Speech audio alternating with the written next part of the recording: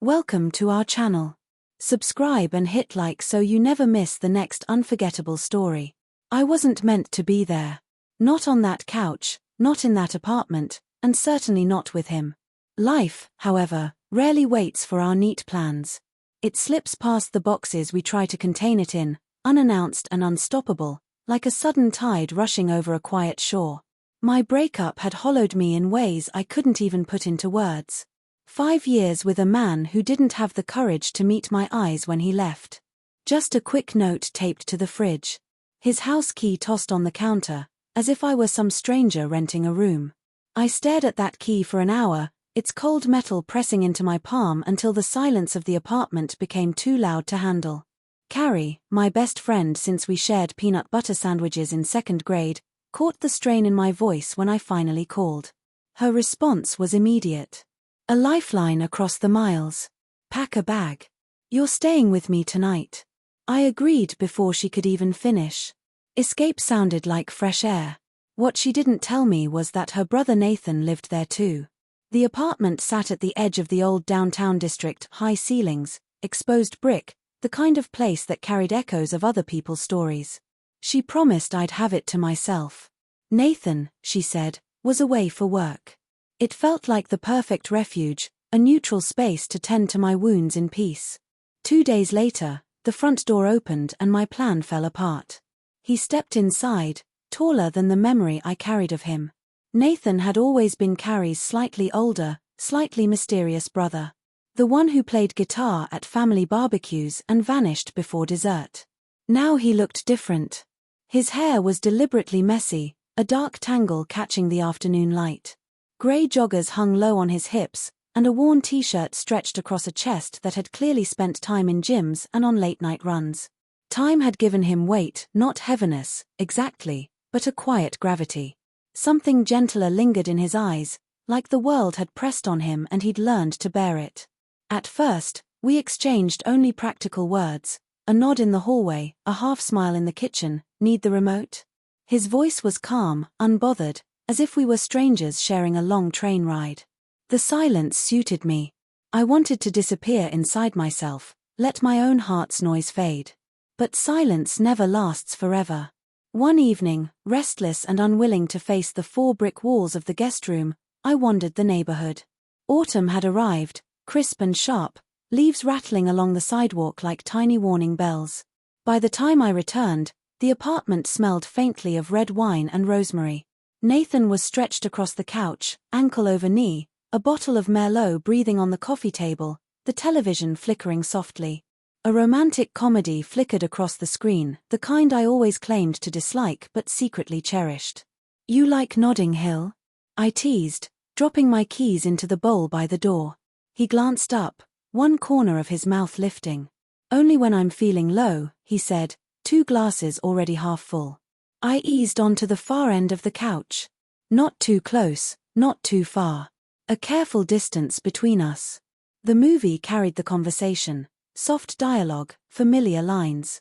When Julia Roberts finally whispered that iconic confession, I felt his gaze brush over me. A heartbeat, nothing more, yet it shifted something inside me, like a compass finding north. Movies, shared wine, quiet laughter, glances loaded with meaning.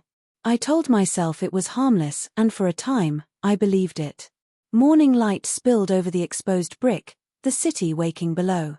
I learned the rhythm of Nathan's footsteps, steady and unhurried as he moved between kitchen and living room. We orbited each other like distant moons, sharing space but rarely touching. Still, something in the air had changed, the subtle linger of a hand, a brush that meant more than it should. One sleepless night, restlessness took over. I slipped from the guest room, bare feet soundless on cool wood floors. An oversized t-shirt hung on me like borrowed memory. The apartment was mostly dark, save for the soft blue glow of his phone. Nathan sat at the far end of the couch. Yeah? I asked, my voice louder than intended. He set the phone aside, patting the cushion beside him. I hesitated, then joined him, close enough to share the warmth of the blanket. For a while, we listened, the hum of the fridge, distant traffic, the quiet of the night. Do you miss him? Nathan asked, careful, low. I let the silence stretch before answering. Sometimes I wonder if I ever really had him. Nathan tilted his head, eyes soft. Then maybe it's good he's gone. The thread of tension between us stretched taut. I felt every heartbeat, every breath. Can I tell you something? I whispered. Always. I think I'm more afraid of being wanted than of being alone. His breath caught almost imperceptibly. You've always been wanted, Rachel. You just never noticed. Something inside me cracked. The room shrank until it was only us. Our faces inches apart. His hand hovered near mine. I felt the warmth. My body leaned in before my mind could argue. A ghost of a kiss touched my lips, electric, consuming. I pulled back, breathless. I can't. I know, he murmured, yet stayed. The unsaid vibrated between us. The following days blurred, a strange half-life. Each glance a line unspeakable. I blamed the wine, the loneliness, everything but the truth. I wanted him. The sky bruised grey that evening, clouds stacking on the horizon. By nightfall, the storm rolled in, rattling the windows. When the blackout came, relief washed over me.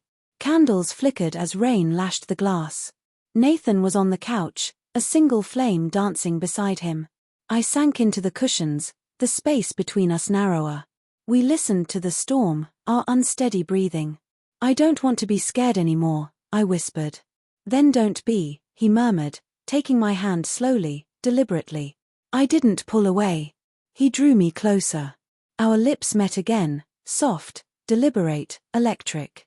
Not frantic, steady, profound, a recognition, not conquest.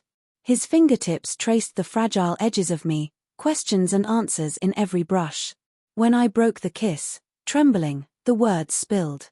This isn't right. I didn't come here for this. He rested his forehead against mine. Warm. Close. No. But maybe you needed it. I'm not over him, I confessed. I'm not asking you to be. I don't know what this is. Neither do I, he said softly. But I know it's not nothing. We stayed like that, breathing together as the storm raged outside, until exhaustion finally carried me into the first peaceful sleep I'd had in months. Kindly leave a comment, like, and subscribe for more exclusive content.